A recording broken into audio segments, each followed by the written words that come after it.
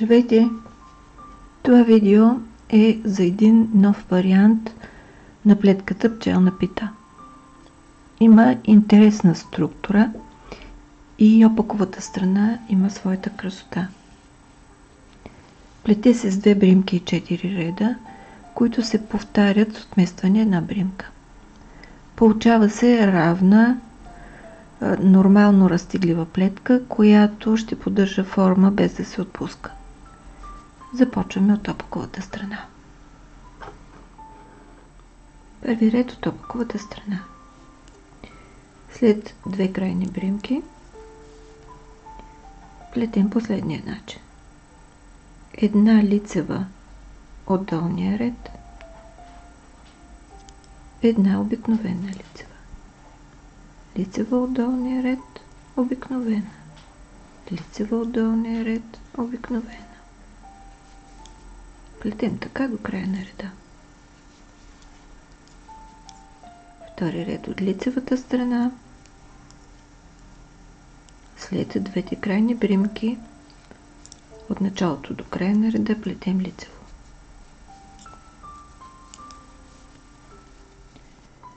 Трети ред от опаковата страна. Първата бримка плетем лицева от долния ред. Тя е същата, която предния път от опаковата страна плетахме от долния ред. След което опакова. Лицева от долния ред, опакова. Лицева от долния ред, опакова.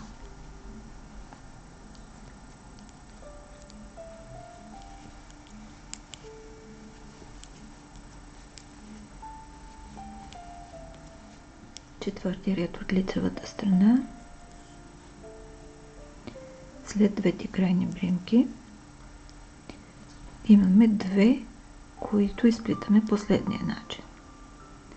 Първата бримка, 2 реда надолу, подхващаме тази опакова бримка, леко я издърпваме, изплитаме лицевата, основната на куката и я промушваме през нея. След което една лицева. Друг вариант да го изплетете е да го сложите на куката и да ги изплетете двете лицева. Лицева. Лицева с повдигната бримка. Лицева. Повдигаме бримката и ги изплитаме заедно. С тези 4 реда изплетахме първата част на плетката, като образувахме тази красива фигурка, която е в основата на самата плетка. От 5 до 8 ред плетем същото като от 1 до 4, с тази разлика, че тук правим отместване една бримка и вместо да започнем с лицева от долния ред, започваме с обикновена лицева, лицева от долния ред на второ място.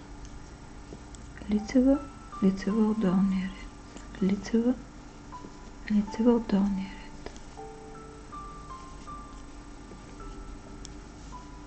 От долния ред винаги е бримката, която е двойна в предходния ред.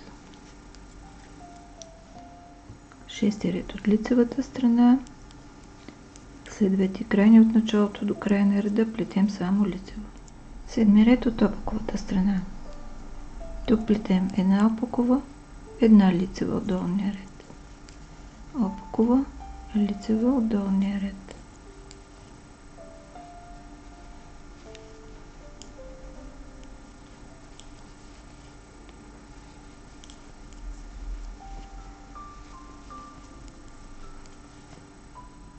Осми ред от лицевата страна, след 2 крайни бримки плетем една лицева, опаковата бримка 2 реда надолу, я повдигаме, изплитаме основната бримка лицево заедно с нея. След което лицева, повдигаме 2 лицеви заедно. Лицева, повдигаме 2 заедно.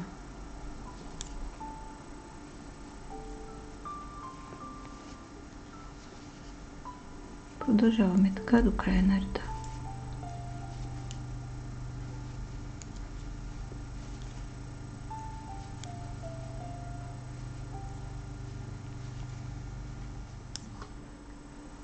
Представих ви една нова интересна релефна плетка, вариант на пчелна пита. Подходяща е за летни зимни дрехи, а тъй като има своята красота и от опаковата страна, е идеална и за жилетки и шалове. Горещо ви я препоръчвам. Благодаря ви, че бяхме заедно. Ако харесвате това видео, натиснете бутон лайк. Абонирайте се за канала и за известията, за да гледате всички мои видеа. Пожелавам ви вдъхновение, летете с любов и бъдете щастливи. До скоро!